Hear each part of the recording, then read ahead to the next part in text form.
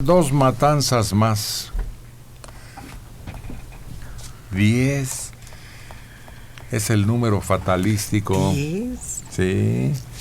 Mira, de Chilpancingo, Guerrero, 10 habitantes de la comunidad serrana de San Rafael, municipio de Cirándaro, fueron asesinados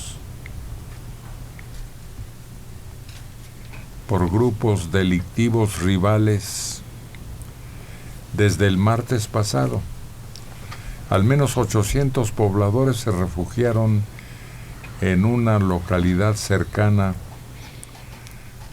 donde incluso retuvieron a elementos de la Guardia Nacional. Las balaceras en San Rafael han hecho huir a por lo menos 200 habitantes de 8 poblados de los alrededores.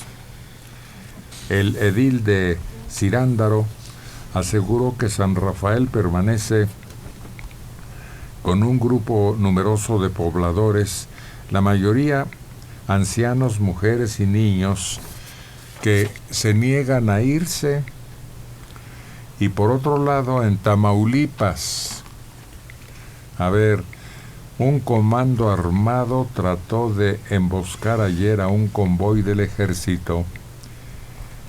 Al repeler la agresión, los militares mataron a 10 personas, no 11 personas, informa la zona militar.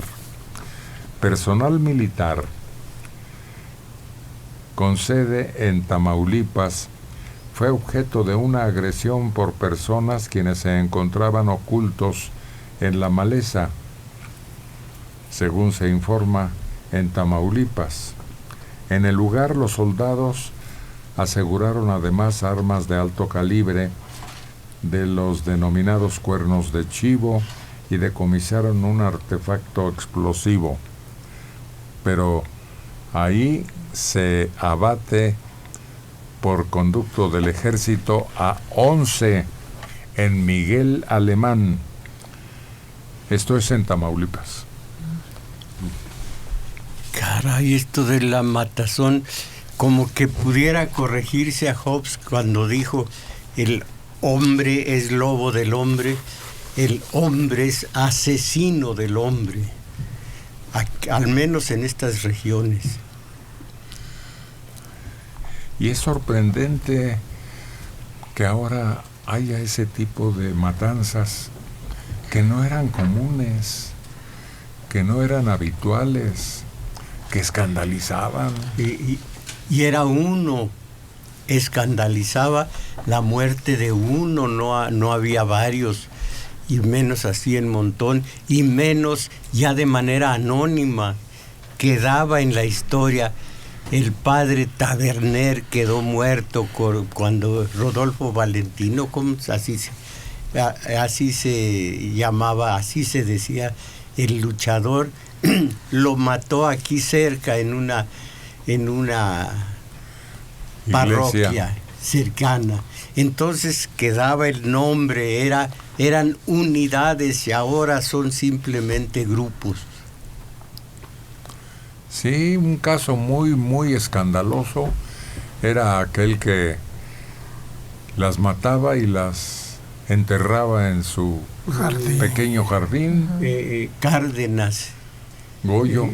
Goyito Cárdenas, que después fue ovacionado en el Congreso de la Unión, cuando salió de la cárcel. ¿No nos endurecimos? Creo que ya no nos importa. Acaba de haber otro que también lo mismo que Goyo Cárdenas, las metía al jardín y la cuenta es más o menos similar y ya no nos importó. Pasó a páginas centrales, casi inadvertido. No creo que ya somos otra sociedad. Ah, claro. Ya no hay manera, pues, de compararlo así. Ya no te vuelves personajazo.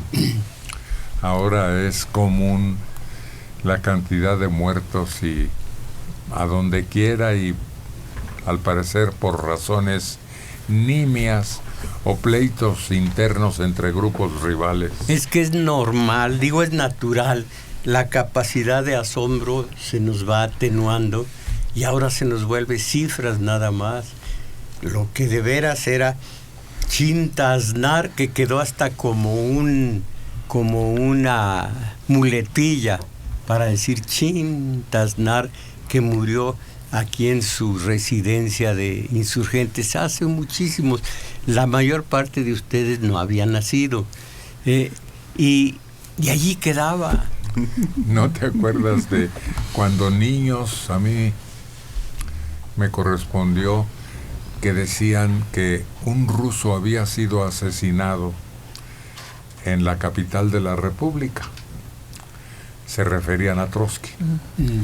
Y entonces que los médicos habían diagnosticado fiebre carbonosa, y de chiquillos y maldosos decíamos, ¿cómo que murió de fiebre carbonosa? Si le pegaron con un piolet y le abrieron la cabeza.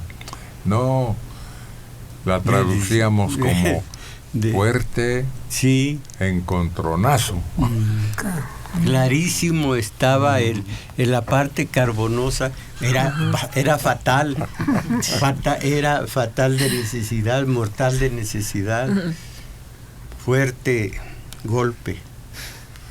Fíjate que como Carlos Monsiváis, recopilando todos estos casos que habían hecho mucho ruido en la sociedad, el de la mujer que había hecho había cocinado en tamales a su marido, el caso de Goyo Cárdenas y así varios de toda esta nota roja, escribió el libro Los 1001 velorios, y en el prólogo después hace una reedición, tuvo que agregar ya otros casos, pero dijo que ya no podía sacar ese libro de Los 1001 velorios porque se había vuelto la sociedad tan violenta que lo que antes eran cosas muy notorias, ya no, ahorita ya no se daba abasto y ya se estaba volviendo algo tan común el tener noticias de nota roja, de asesinatos masivos y de todo esto que estamos viviendo, que ya no funcionaba esa recopilación que él se había encargado de hacer en algún momento.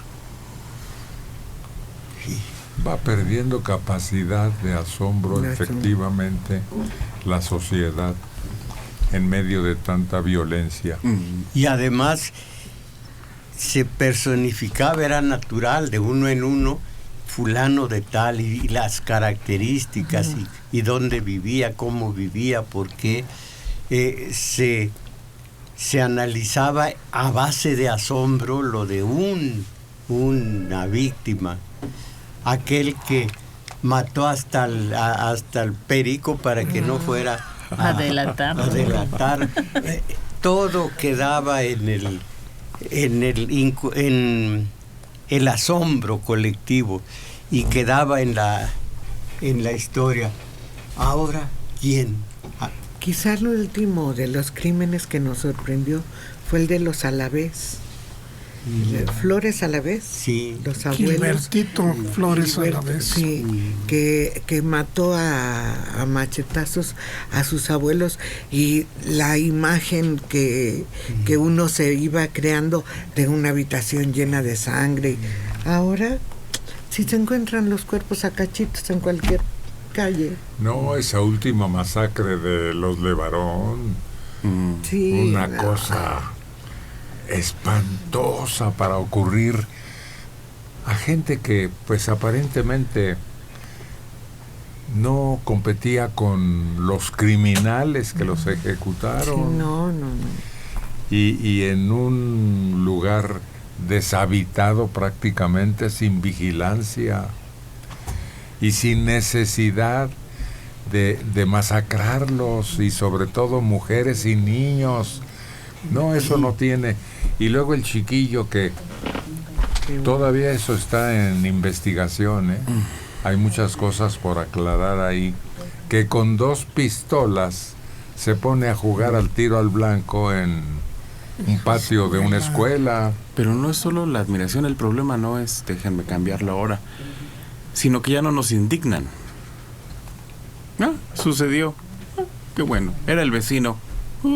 Yo ni lo veía, yo ni tenía contacto con él. Los que se murieron fueron la familia de los Levarón. Híjole, pues qué mal que les pasó a ellos. Ojalá no me pase a mí. Y ya, seguimos adelante. Cuando antes la sociedad pedía justicia, se indignaba realmente. Creo que también eso. Pero como si se tratara de una obra de teatro del absurdo, de la incongruencia, una mujer con los brazos en alto no trató de correr, no trató de huir, no trató de insultar. El gesto clásico de quien está rendido, de quien no hace daño, con los brazos en alto.